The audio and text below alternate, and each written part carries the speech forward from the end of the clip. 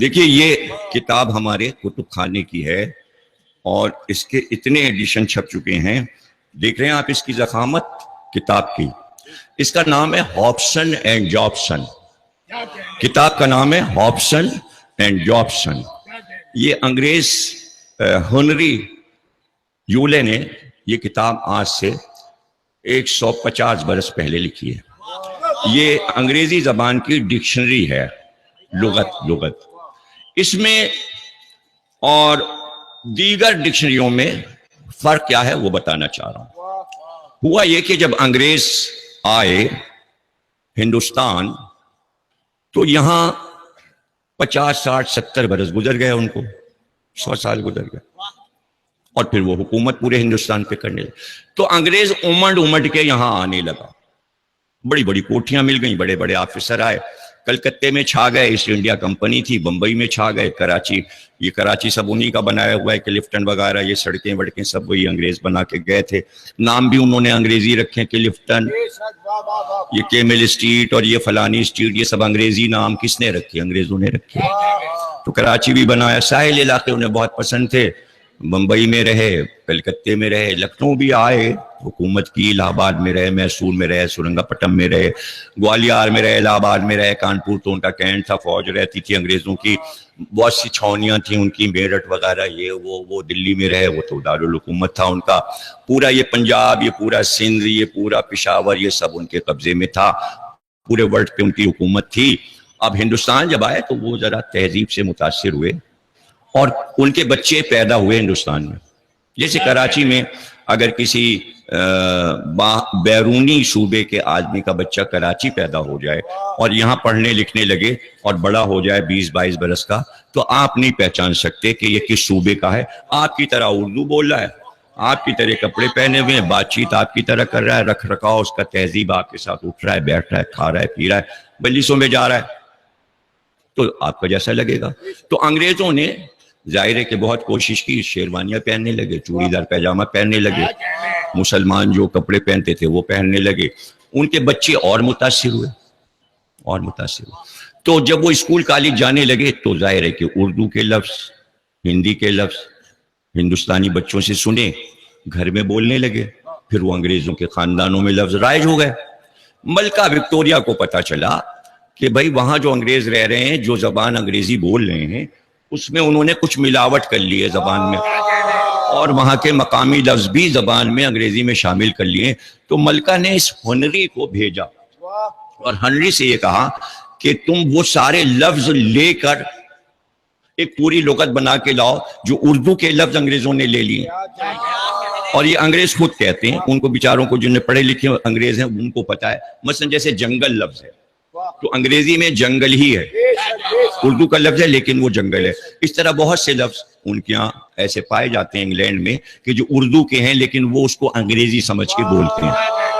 جیسے وردی ہے, وردی کا لفظ ہے, عربی ہے, قرآنی لفظ ہے, اردو میں آیا, ورد سے سورہ رحمان سے لفظ اردو میں آیا. گلاب کے پھول کو کہتے ہیں, لال رنگ کو کہتے ہیں, وردی باجے کو کہتے ہیں, وردی سرخ رنگ کے کوٹ کو کہتے ہیں.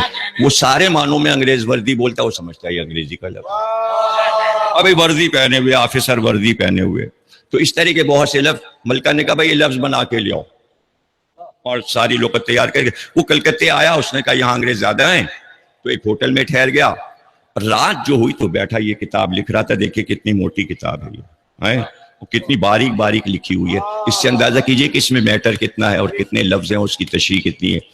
تو وہ لکھ رہا تھا کہ اس کے کان میں شور کی آواز آئی.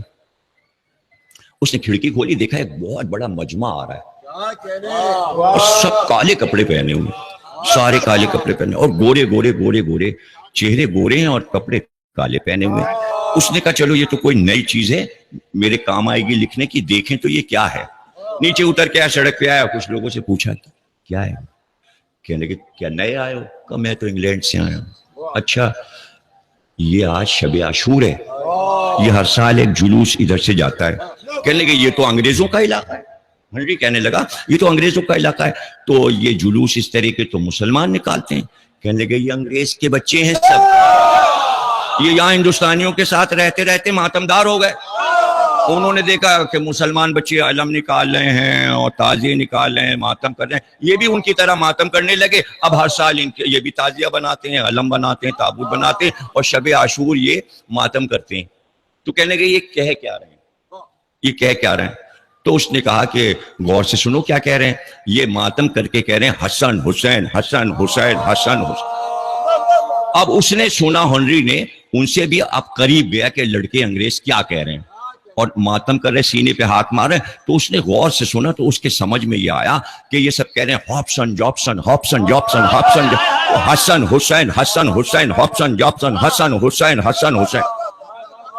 اس نے لڑکوں کے انٹرویو لیے، کہا یہ کون تھے حسن حسین؟ کہنے لگے یہ مسلمانوں کے نبی آخر کے دونوں بیٹے ہیں، ان کو شہید کیا گیا ظلم کے ساتھ، ایک کو زہر دیا گیا، ایک کو کربلا میں تلوار، اس کا ہم ماتم کر رہے ہیں، دونوں حسن حسین کا. یہ جلوس اس کا ہے. اب وہ اپنے کمرے میں آیا تو یہ کتاب جو لکھ رہا تھا وہ موٹی سی، اس کے اوپر اس نے بڑا بڑا لکھ دیا ہاپسن جابسن. میں اس کتاب کو حسن اور حسین کے نام کرتا ہوں. نیچے اس نے لکھا حسن حسین ہاپسن جابسن، جو کہ انگریز بول رہے تھے. اب اس لغت میں آپ دیکھیں گے ایچ میں جب حسین آیا تو جیسے اسے جوش آ گیا، اور اس کے بعد وہ جب ہندوستان سے نکلا تو تمام یورپ کے ملکوں میں پوچھتا پھرا حسین کو جانتے ہو؟ ہالینڈ گیا، ڈچ والوں سے پوچھا حسین کو، انہوں نے کہا جانتے ہیں. جرمن زبان میں اس نے پوچھا حسین کو جانتے ہو؟ فرینچ میں پوچھا حسین کو.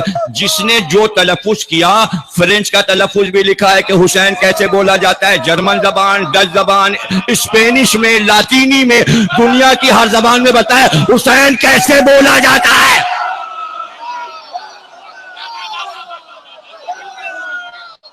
انسان کو بیدار تو ہو لینے دو، ہر قوم پکارے گی ہمارے ہیں حسین.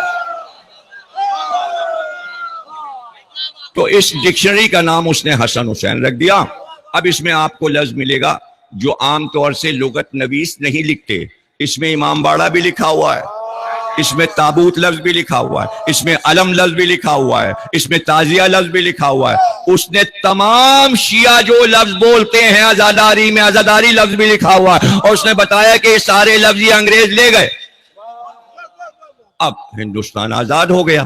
جب آزاد ہو گیا تو انگریز واپس چلے گئے. اب وہ لڑکے جوان ہو کے ادھیڑ ہوئے، وہ بھی واپس انگلینڈ چلے گئے. اب وہ سب جا کے آباد ہوئے زیادہ تر ناروے میں. ناروے میں اب وہ وہاں بھی جلوس نکالنے لگے. اب وہ بولتے حصہ حصہ فیسٹیول، فیسٹیول نام رکھا اور ایک بینر بنایا اور عاشور کے دن نکلے اور اسی طرح ماتم کرتے ہوئے. تو وہاں کے لوگ بھی متاثر ہو، بھائی یہ کیا لائے ہو؟